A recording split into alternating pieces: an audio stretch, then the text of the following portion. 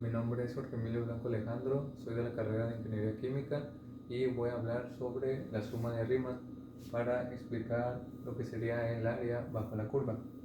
Para empezar, lo que queremos saber es el área que se ocupa en una curva. Aquí tenemos el eje X y el eje Y se puede observar una curva dibujada. Entonces lo que queremos saber es cuánto es el área que ocupa esta curva. Entonces, como no sabemos cuál es la fórmula que podemos utilizar para calcular el área, pero sí sabemos la fórmula para calcular el área de un rectángulo, la cual es base por altura, podemos hacer una cosa. En esta parte tenemos otra vez la curva, pero en esta vez le dibujamos 4 rectángulos. Se puede observar que cada rectángulo está en una parte de la curva, pero también está fuera de la curva. Lo que está dentro de la curva de la parte del rectángulo se puede ver en color azul. Esto nos dice que el área que ocupa el rectángulo no es completamente la que está en la curva.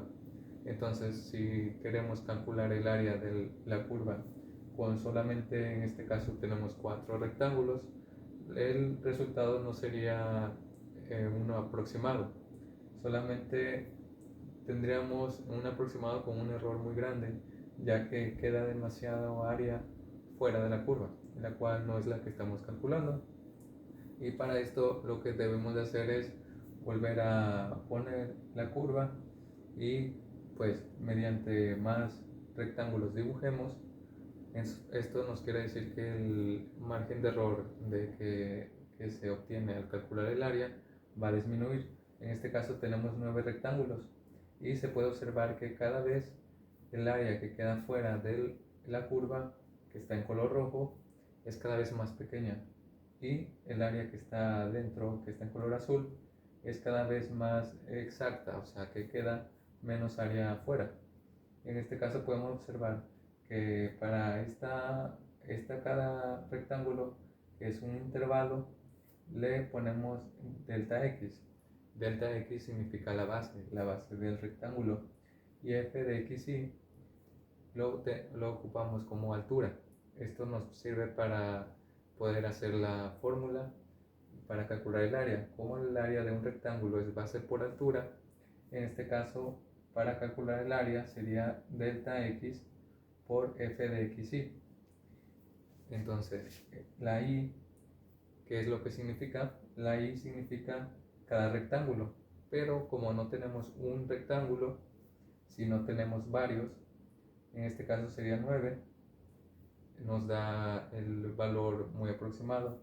Entonces, esto nos quiere decir que mientras más rectángulos tengamos dibujados, más se aproximará el resultado.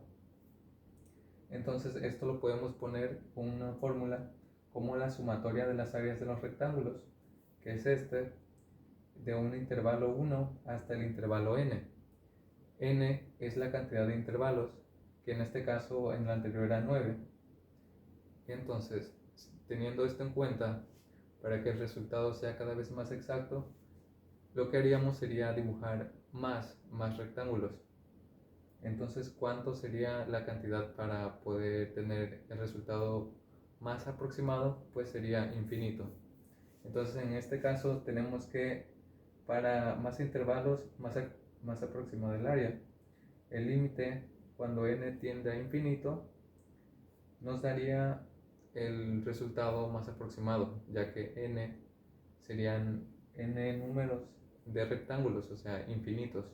Eso quiere decir que cada vez los rectángulos se van haciendo más pequeños, y cada área que queda fuera de la curva sería cada vez menor.